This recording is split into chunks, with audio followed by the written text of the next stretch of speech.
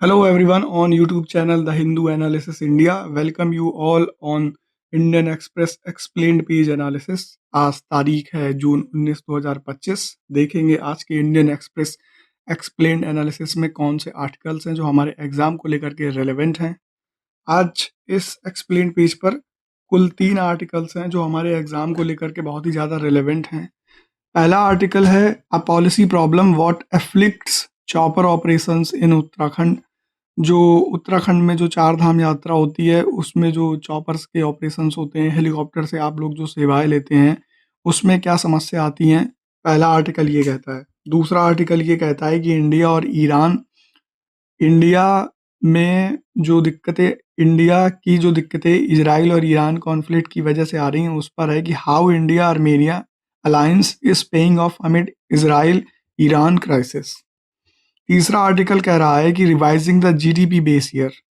हम GDP base year को क्यों बदल रहे हैं, उसके क्या कारण हैं, वो सब जानेंगे आज के आर्टिकल में। तो आज 3 आर्टिकल हैं। शुरू करते हैं पहले आर्टिकल से जो ये कहता है कि a policy problem what afflicts chopper operations in Uttarakhand. इस पूरे आर्टिकल का जो इन्फ्लुएंस है या क्रक्स है वो ये है कि जो बहुत सारी जो घटनाएं हो रही हैं चॉपर के क्रैश होने की, उस पर ये आर्टिकल है। अभी हाल फिलहाल में ही जून 15 को ही 7 लोगों की गौरीकुंड में चॉपर क्रैश में डेथ हुई है। उससे पहले मई 8 को भी गंगोत्री में ऐसा हुआ था। अप्रैल 2024 में, अक्टूबर 2022 में, अगस्त 2019 में, जून 2017 में ऐसी घटनाएं हो रही हैं और ये घटनाएं कंटिन्यू बनी रह रही हैं। इसके कोई ना कोई तो कारण होंगे। फिर हम ये जानेंगे कि प्राइवेट ऑपरेटर है उनके लिए क्या रूल्स हैं, फिर मेन प्रॉब्लम क्या है, क्या उसका कोई सॉल्यूशन है, ये जानने की कोशिश करेंगे आज के इस आर्टिकल में। चलिए शुरू करते हैं पहले आर्टिकल को। पहला आर्टिकल जो है वो हमारे जीएस पेपर 2 और जीएस पेपर 3 से रिलेटेड है।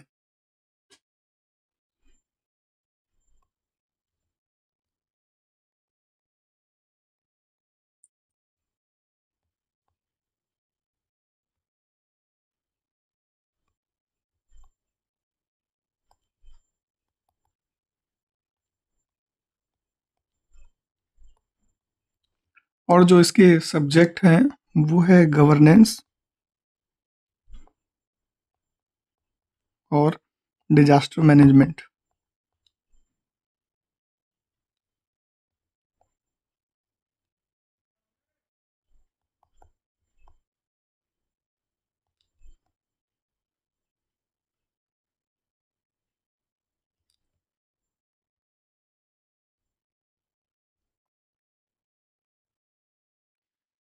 और जो इससे लिंक जो टॉपिक होंगे, जो लिंकेजेस होंगी, वो है सिविल एविएशन,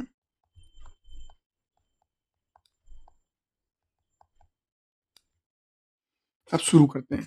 तो जो की टेकअवे या की हाइलाइट्स हैं वो ये हैं कि फ्रीक्वेंट हेलीकॉप्टर क्रैश हो रहे हैं उत्तराखंड में।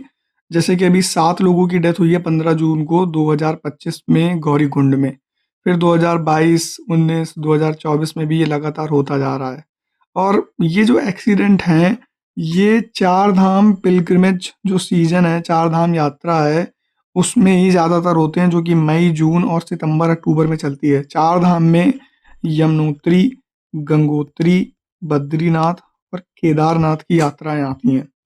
ये हाईलाइट करता है ऑपरेशनल और सेफ्टी चैलेंज को, क्योंकि यहाँ पर टफ माउंटेन टेरेन है, बहुत ही ज़्यादा ऊंचे पर्वत हैं जहाँ पर हेलीकॉप्टर को नेविगेट करना बहुत ही कठिन हो जाता है। अब अगली बात आती है इस आर्टिकल में कि प्राइवेट ऑपरेटर के लिए कोई रेगुलेटरी फ्रेमवर्क है या कौन बनाता है, इस बारे में है। तो जो majority of chopper services Uttarakhand में दी जाती हैं इस पिलग्रिमेज सीजन के लिए, वो प्राइवेट ऑपरेटर के द्वारा ही दी जाती हैं, क्योंकि यहाँ पर कोई पब्लिक ऑपरेटर के लिए ऐसी सर्विस है नहीं और कभी अभी तक इस्टेब्लिश भी नहीं की गई है। और ये पर्टिकुलरली चार धाम प्रिविलेज रूट पर दी जाती हैं। ये सर्विस जो हैं ये रेगुलेट की जाती हैं director general of civil aviation के द्वारा और उत्तराखंड सिविल डेवलपमेंट अथॉरिटी, यूपी काडा। और ये यूपी काडा बॉडी जो है ये 2013 में सेटअप की गई थी। अब Uttarakhand civil aviation development authority के कुछ रोल होंगे, कुछ लिमिटेशन होंगी, उसको जानते हैं। तो लगभग 20 प्राइवेट ऑपरेटर हैं जो इस रीजन में फ्लाई करते हैं, जिनके लिए कुछ रूल्स बनाए गए हैं ऑपरेट करने के लिए। जैसे कि पायलट को वर्कलोड ना हो ज़्यादा, इसलिए 50 लैंडिंग ही वो कर सकता है एक दिन में। दूसरी बात है कि फ़ीस, क्या फ़ीस रखी गई है, तो 5,000 से 8,000 पर फ्लाइट फ़ीस रखी गई है, जो कि बहुत ही ज़्यादा है। आगे चल के हम ये जानेंगे कि इसकी वजह से क्या दिक्कत आती है। और mandating permit for every flight, ये बात कही गई है। इसके अलावा इस आर्टिकल में भी कुछ बात कही गई हैं कि जो ब्रेक्स हैं प्राइवेट ऑपरेटर्स के लिए वो ये हैं कि private operator have to seek UP CADA permission to take break in flying even during the monsoon season. During reduced pilgrimage traffic is allowed only the after operator has obtained written approval from UP CADA. अब अगली बात आती है safety और operational concern भी होंगे कुछ।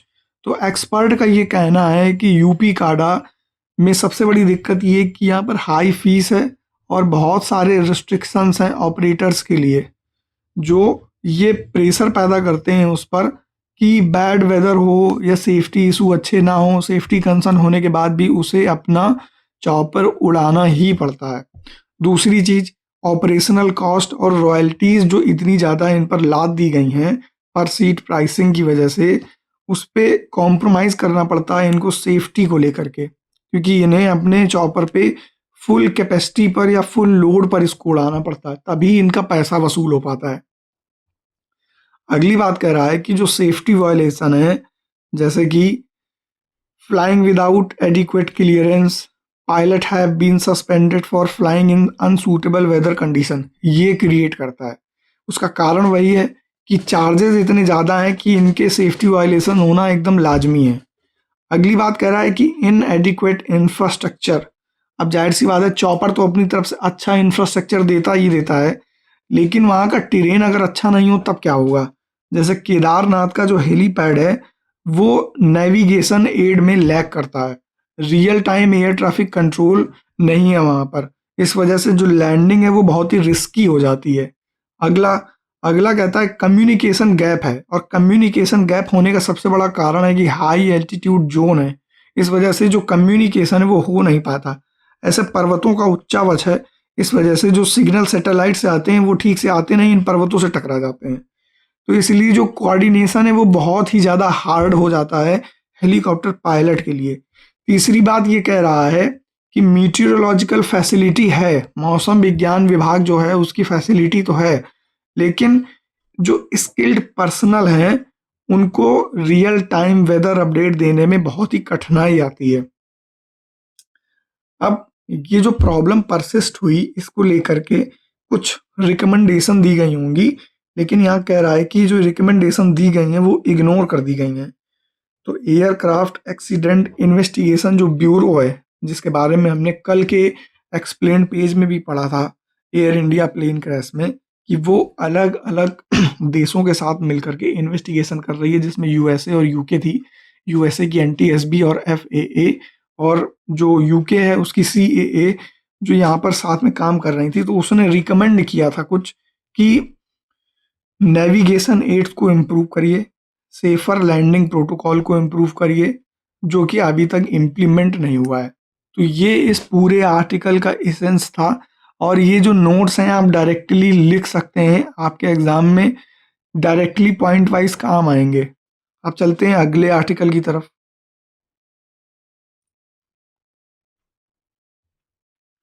जो हमारा अगला आर्टिकल है वो कहता है कि how India Armenia alliance is paying off amid Iran Israel crisis. तो बात ये है इस पूरे आर्टिकल में कि हमारे कुछ लोग ईरान में रह रहे थे, उनको हमने किस तरीके से वहाँ से इवैक्यूएट कराया इतनी डिजास्ट्रस कंडीशन में, क्योंकि ईरान का जो फ्लाइंग जोन है वो पूरी तरीके से बंद है, और हमारे आसपास जो ईरान के नेबरिंग कंट्रीज़ हैं उनसे बहुत अच्छे रिलेशन नहीं हैं। किसी न किसी तरीके से हमारे उनसे रिलेशन ख़राब ही रहे हैं, डिप्लोमेटिकली या इंटरनेशनल वर्डिक्ट की वजह से। तो इसलिए हमें एक ना एक तो रास्ता खोजना ही था। तो हमने आर्मेनिया के साथ डील की और आर्मेनिया बॉर्डर के माध्यम से हमने अपने जो इंडियन ईरानियन स्टूडेंट थे उनको वहाँ से इवैक्यूएट कराया। ये पूरा का पूरा आर्टिकल इस बेसिस पर है। और ऐसा करने के पीछे क्या हित है, आर्मेनिया से हमारे कैसे संबंध हैं, आर्मेनिया क्या हमारा सपोर्टर है, क्या हमें आर्मेनिया से कोई फ़ायदा हो सकता है, इस विषय पर पूरा आर्टिकल है। पर इस सबसे पहले हमें मैप देखना चाहिए। मैप में आपको ये जो बॉर्डर दिख रहा है, ये जो मैं रेड कलर से मार्क करता चला जा रहा हूँ, ये बॉर्डर है ईरान का। और यहाँ ईरान के पास आ जाएंगे तो यहाँ कहीं पाकिस्तान से हमारा बॉर्डर है। ये बॉर्डर लगता है इराक से। और यहाँ ये छोटा सा 44 किलोमीटर का बॉर्डर है जो ईरान और आर्मेनिया का आपस में लगता है। इसके अलावा अजरबैजान है जिससे हमारे संबंध अच्छे नहीं हैं और इवन आर्मेनिया के भी संबंध अच्छे नहीं हैं, क्योंकि आपने इंटरनेशनल रिलेशन में पढ़ा होगा नगोर्नो काराबाख रीजन डिस्प्यूट। फिर तुर्कमेनिस्तान भी है, पर उसका जो क्या कहते हैं कि बाउंड्री है वो बहुत ही स्पार्सली लोकेटेड है। इस वजह से हम वहाँ से भी लोगों को इवैक्यूएट नहीं करा सकते थे। ये पूरा का पूरा क्रक्स है इस आर्टिकल का। आर्मेनिया की जो कैपिटल है वो येरेवान है। और ये कॉकेसस जो रीजन है जो यूरोप और एशिया को अलग करता है। रसिया हालांकि दोनों में आता है। सेंट पीटर्सबर्ग जो उसकी कैपिटल है वो जो यूरोप में आती है, और बाकी व्लादिवोस्तोक और बाकी जो सखालिन आइलैंड है ये सब एशिया वाले पार्ट में आते हैं। उसी के पास से ही कॉकेसस माउंटेन की एक रेंज निकलती है जो डिवाइड करती है यूरोप और एशिया को। और उसी के साउथ में हमारा आर्मेनिया है जिसकी कैपिटल येरेवन है। अब देखते हैं इस पूरे आर्टिकल को और समझने की कोशिश करते हैं one by one every point.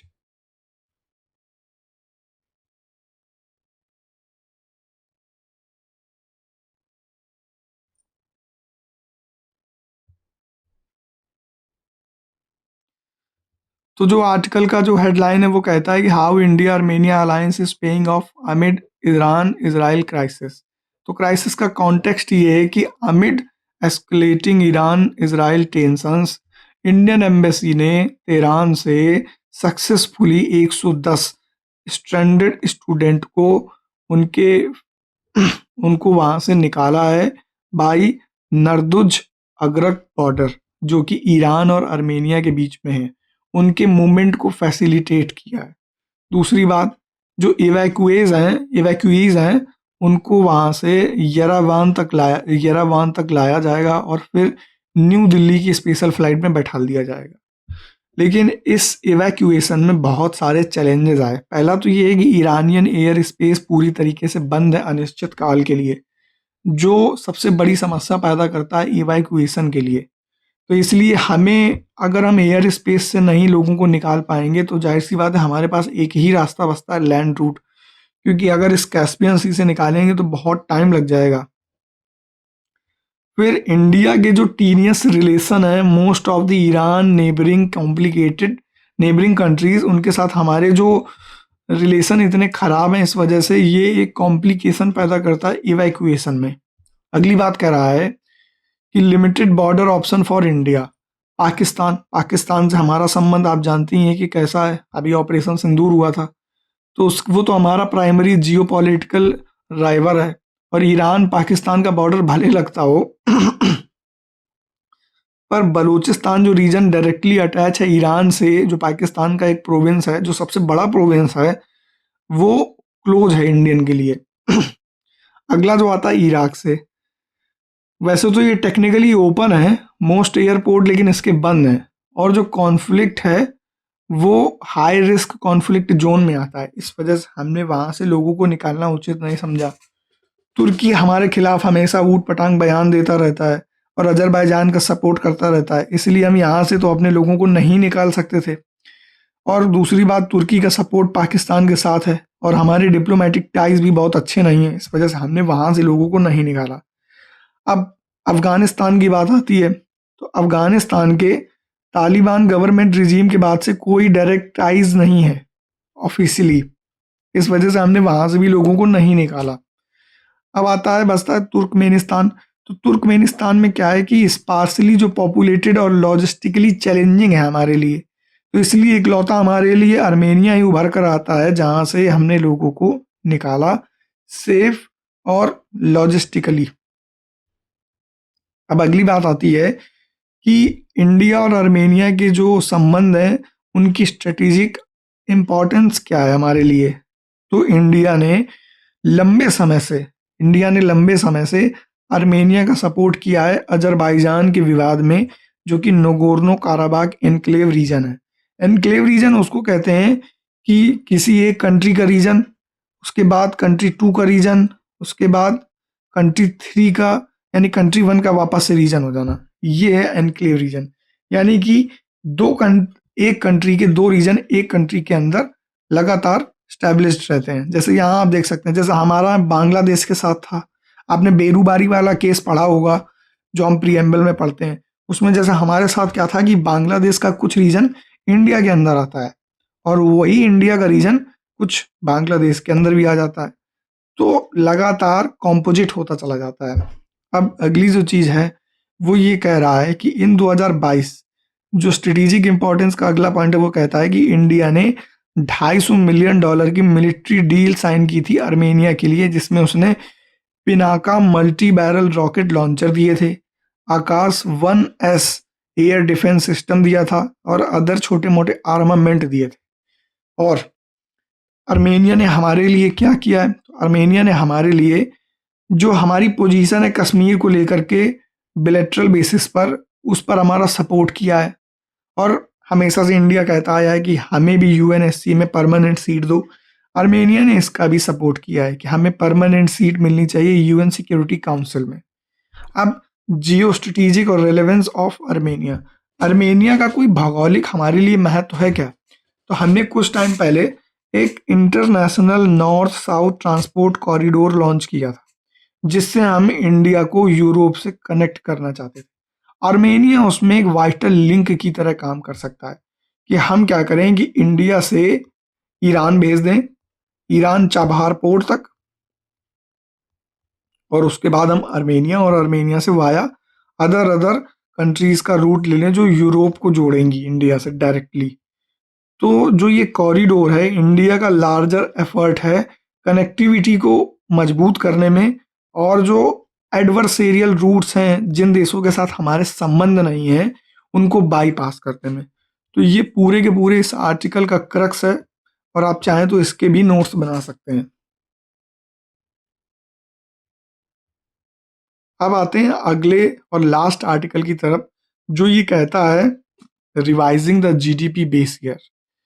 Revision in the base year broader updates methodology of estimating the GDP go together and have same ultimate objective to provide a clear picture of state of the economy। ये कह रहा है कि हम GDP base year को अब बदलना चाह रहे हैं, कोई ना कोई तो कारण होगा इसको बदलने का।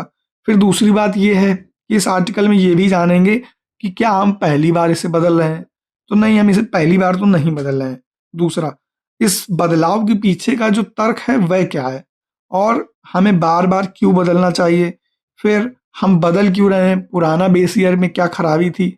उसके बाद हम इसके अलावा छोटे मोटे जो पॉइंट्स हैं वो जानेंगे, जैसे ओल्ड इंडस्ट्री न्यू इंडस्ट्रीज क्या होती हैं, किस सेक्टर का सबसे ज़्यादा शेयर है जीडीपी में, किस सेक्टर का शेयर नहीं है ज़्यादा जीडीपी में, और इसके अलावा हमने जो बेस ईयर लिया है वो वही साल ही क्यों लिया है, क्यों हमने पहले बेस ईयर नहीं ले लिया था।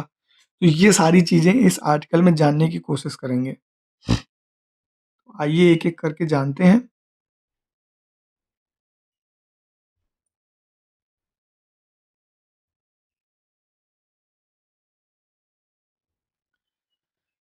तो हाईलाइट है कि revising the GDP base year, और इस जो पूरे के पूरे हमारे टॉपिक को हम जीएस पेपर 3 इकोनॉमी से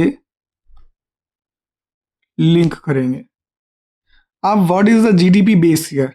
तो जो बेस ईयर है एक रेफरेंस ईयर है जो जीडीपी को कैलकुलेट करने में हेल्प करता है, एक representing a normal economic year without major fluctuation. अब यहाँ ये बात का मतलब ये है कि ऐसा साल हमें लेना है जिस साल बहुत ज़्यादा फ्लक्चुएशन नहीं हुए हैं, कोई उथल-पुथल नहीं हुई है, मान लीजिए कोई पैंडेमिक ना आया हो या कोई ऐसी सिचुएशन ना क्रिएट हो जिसने इन्फ्लेशन को बहुत ज़्यादा क्रिएट कर दिया हो या बहुत ज़्यादा मंदी आ गई हो, तो ऐसा नहीं लेना, हमें एक स्टेबल ईयर को मार्क करना होता है। अब ये जीडीपी ईयर एक तरीके का बेंचमार्क है जो ये प्रोवाइड करता है कि हम करंट ईयर में और उस बेस ईयर में क्या इकोनॉमिक परफॉर्मेंस जो चेंज है वो देख पाते हैं टाइम के अकॉर्डिंग। कि मान लीजिए आपने 2010 एक बेस ईयर लिया और 2020 में आप ये देखना चाहते हो कि क्या चेंज आया तब की तुलना में आपके टाइम में, तो वो हम देख सकते हैं। अभी इंडिया में 2011-12 का बेस ईयर जीडीपी एस्टिमेशन के लिए यूज हो रहा है। अब अपकमिंग रिवीजन क्या है? अब आने वाले बेस ईयर के बारे में क्या है?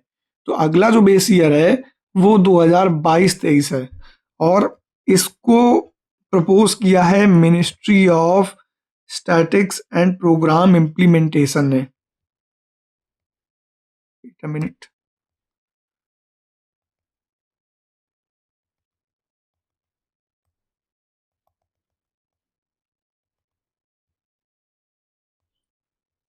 इसको इम्प्लीमेंट किया है, प्रपोज किया है ministry of static and programme implementation ने।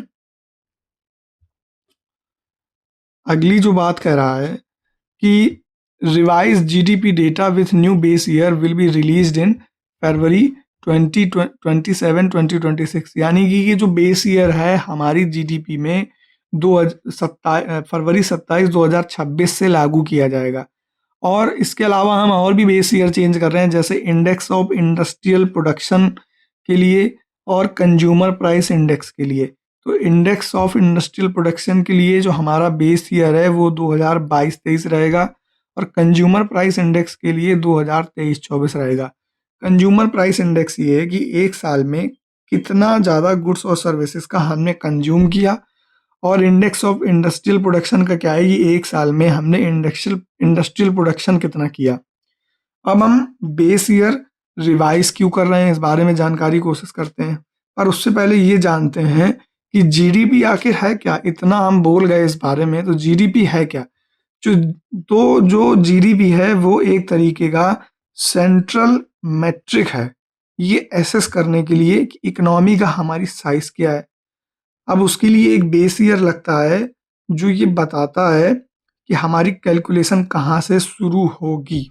ये है हमारा जीडीपी का बेसिक अंडरस्टैंडिंग।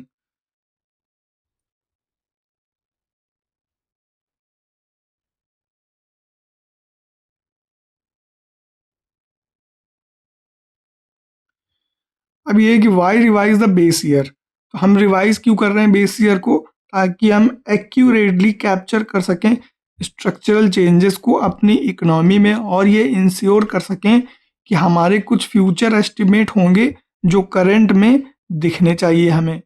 अब बेस ईयर रिवीजन जो है वो एक ये चेंज भी इन्वॉल्व करता है कि हम कोई नया मेथड ले लें, नया डेटा सोर्स ले लें, ताकि हमारी रिलायबिलिटी इन्हांस हो। अब अगली बात ये कह रहा है कि क्या पहले भी कभी बेस ईयर चेंज हुआ है, कोई हिस्टोरिकल रिवीजन हुआ है? तो हाँ, इसको मिलाकर के 8 बार हो जाएगा, लेकिन अभी टोटल 7 टाइम्स ही ऐसा हुआ है। 1948 to 49, 1960 to 61, 70 to 71, 1980 to 81, 1993 to 94, 2004 to 5 and 2011 to 2012। और हर रिवीजन में एक इनकॉर्पोरेशन रहता है इम्प्रूव्ड डेटा क्वालिटी का, कवरेज का और बेटर रिप्रेजेंटेशन का ऑफ इनफॉर्मल सेक्टर भी जिसमें इंक्लूड किया जाता है। अब जो मेथड हम यूज करते हैं उसमें कोई हमने अपडेट किया है क्या या नहीं किया है, तो सबसे पहले तो ये देखते हैं कि हमने क्या किया है। तो हमने जो नई सीरीज है उसमें हमने अनऑर्गेनाइज सेक्टर को, सर्विस सेक्टर को इंक्लूड किया है और नए डेटा सेट यानी periodic labour force survey, central estimate, wait a minute,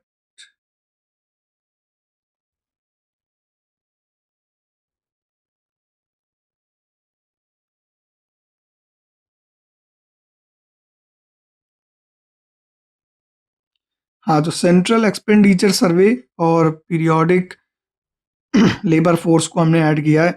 जो पीएलएफएस है वो हर 5 साल में अपनी रिपोर्ट देता है और जो सीईएस है वो भी हर 5 साल में अपनी रिपोर्ट देता है।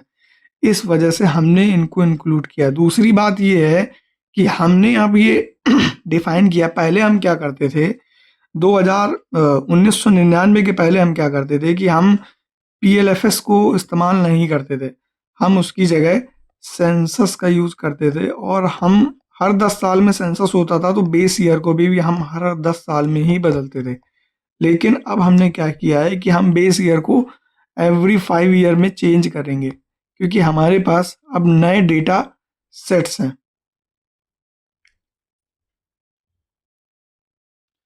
और दूसरी ये बात ये है कि चैलेंजेस इन जीडीपी एस्टिमेशन। तो जीडीपी को मेजर करने के लिए हमें value of all goods and services produced but capturing informal sector activities remain difficult.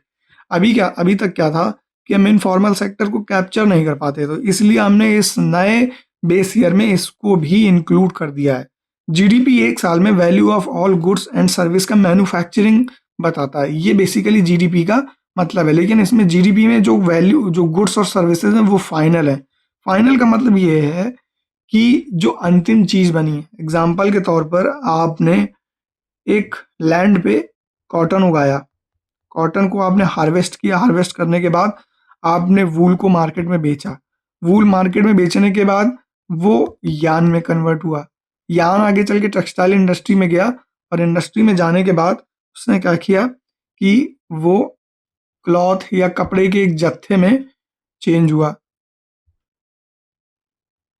और उसके बाद वो आगे चल के लेट सपोज कि उससे कोई व्यक्ति आया, कोई ब्रांड आया और उसने एक कपड़े का पूरा जत्था खरीद लिया और उससे शर्ट बना दी और शर्ट मार्केट में डायरेक्ट बिकने आई। तो ये हमारा फाइनल प्रोडक्ट हुआ। हालांकि हर स्टेप अपने आप में एक फाइनल प्रोडक्ट है, क्योंकि अगर आप कॉटन लगाओगे तो सबसे पहले आपको लैंड चाहिए, फिर आपको सीड्स चाहिए, फिर आपको सोइंग सीजन होगा, फिर उसमें आप कॉटन उगाओगे, फिर उसे हार्वेस्ट करोगे, हार्वेस्ट करने के बाद आपको कॉटन मिलेगा, ये हमारा फाइनल प्रोडक्ट होगा। तो हर स्टेप अपने आप में फाइनल प्रोडक्ट है, पर हम यहाँ एक सिंगल सिनारियो को देख रहे हैं, इसलिए कि हम शर्ट बनाने के लिए जो हमारा फाइनल प्रोडक्ट शर्ट होगा उसके लिए हमने क्या प्रोसेस देखी, तो उसमें शर्ट को फाइनल प्रोडक्ट लेंगे। यही बात नीचे बताई गई कि the term final output in GDP exclude intermediate consumption. ये जो बीच में इंटरमीडिएट है ये सब हटा देता है। ये requiring detailed input output data, input cotton और output shirt, issue like complexity in measuring value added wages and profit persist. अब इस वैल्यू को मेजर कैसे करेंगे? कॉटन तो मेजर होगा कि आपने कितना इन्वेस्टमेंट किया कॉटन उगाने के लिए, फिर यार्न बनाने के लिए आपने क्या किलो के भाव खरीदा था, फिर क्लॉथ आप मीटर में लेते हो, तो वैल्यू चेंज हो रही है मेजर करने की। फिर वेज, अलग अलग सेक्टर में अलग अलग तरीके के वेज हैं जो अनडिफाइंड हैं और इनफॉर्मल भी हैं, उसके लिए कॉम्प्लेक्सिटी पैदा होती थी। फिर प्रॉफिट भी अलग अलग लेवल है, इसे आप जा करके मंडी में बेचोगे, पर इसे आप जाकर के मंडी में नहीं बेचोगे कपड़े को, तो जो प्रॉफिट है ना वो भी अलग अलग तरीके का है। तो ये बात थी। अब अगले पॉइंट पे आते हैं। अगला पॉइंट कह रहा है कि सेक्टोरल शिफ्ट क्या है। अगर अभी की तुलना में, पहले की तुलना में देखें तो अब चेंज क्या है जो हम बेस ईयर बदल रहे हैं। पहले क्या था कि जो एग्रीकल्चर सेक्टर था वो हमारे देश में बहुत ही ज़्यादा था, लेकिन जीडीपी में जो एग्रीकल्चर सेक्टर है वो इनडायरेक्टली तो बहुत ही ज़्यादा है, लेकिन डायरेक्टली जो आता है वो 17.9% है, 18%, 18.4% तक लेकर, मतलब 17.9% से लेकर 18.4% के बीच में ही फ्लोट करता है। और जो मैन्युफैक्चरिंग सेक्टर है जिसे आज के टाइम में हमें सबसे ज़्यादा ग्रो करने की ज़रूरत है, वो ग्रो हो भी रहा है, वो 14.7% से लेकर 18.1% है।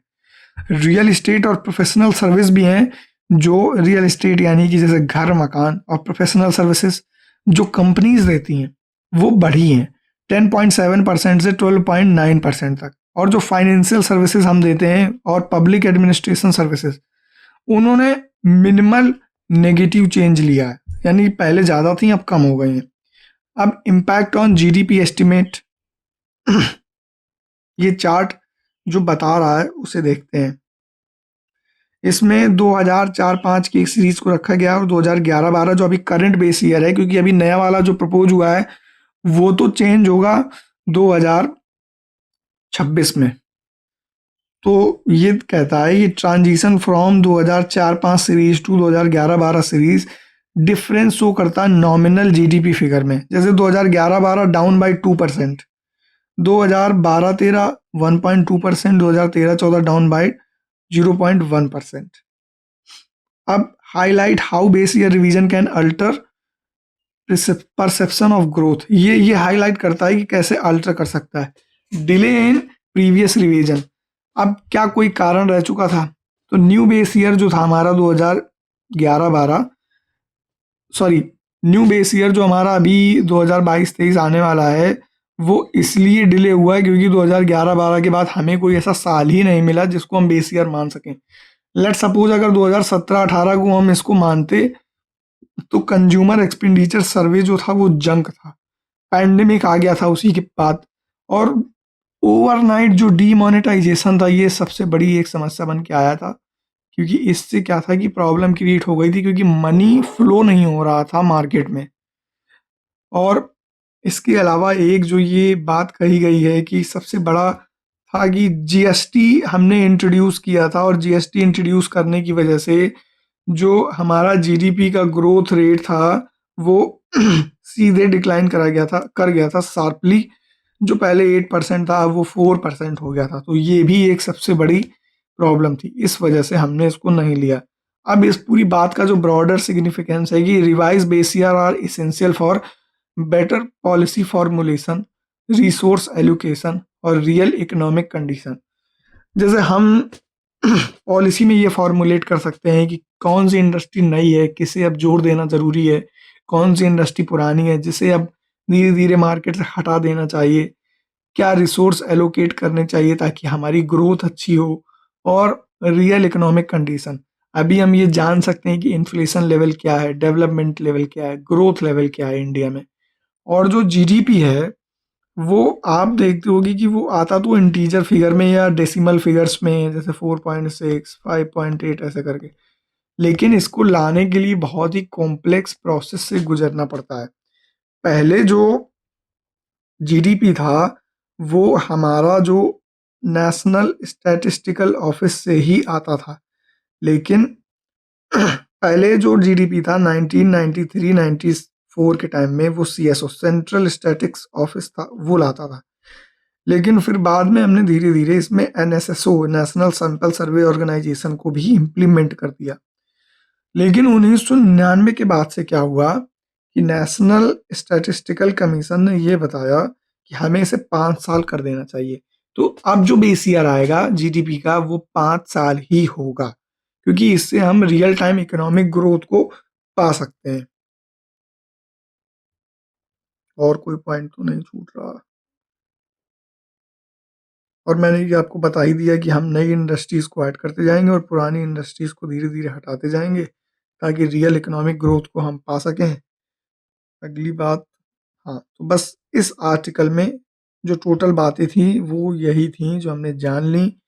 अब जो, हाँ, एक जो पॉइंट फैक्ट है आप उसको याद रखिएगा कि जो पहला जीडीपी बेस ईयर था वो नेशनल इनकम कमेटी ने पीसी महालनोबिस के चेयरमैनशिप में 1949 में दिया था, और ये फर्स्ट एंड फाइनल रिपोर्ट थी इस कमेटी के द्वारा जिसने 1951 में आउट हुई थी। तो ये पूरी की पूरी बात है। तो आज हमने 3 आर्टिकल देखे और ये तीनों आर्टिकल बहुत ही इम्पोर्टेंट हैं किसी न किसी तरह से। और इस आर्टिकल का मैंने आपको रेफरेंस नहीं बताया था, तो ये GS paper 2 in international relation में इंडिया आर्मेनिया रिलेशन के ऊपर जाएगा और इससे आप इसको लिंक कर सकते हैं। तो ये था पूरे के पूरे आज के एक्सप्लेन पेज का इन्फ्रेंस, और आई होप आपको अच्छा लगा होगा। अगर आप इसमें कोई चेंज चाहते हैं तो प्लीज़ बताइए, अगर आपको इसमें कोई दिक्कत है तो प्लीज़ बताइए। So here we end our session. Whatever was relevant today in explained page, I tried to cover it. If anything left or if you have any query, please comment. Thank you. Jai Hind.